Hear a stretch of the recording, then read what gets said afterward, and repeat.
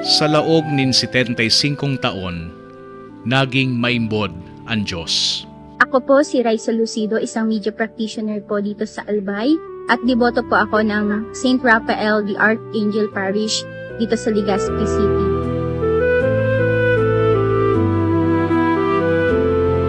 Isa po sa mga pagkakataon o pangyayari na masasabi ko na hindi ako pinabayaan ni Lord is, lalo na po this past few weeks, nakakaranas po ako ng stress, anxiety, or depression, hindi ko na po alam. Pero ano yung mas nagiging nagpapapatatag sa akin is, alam ko na may kasama ko.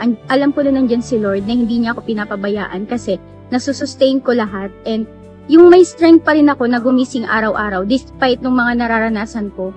Lagi siyang nandyan, ginagabayan ako, and alam ko na hindi niya kami papabayaan, lalo-lalo na yung family ko.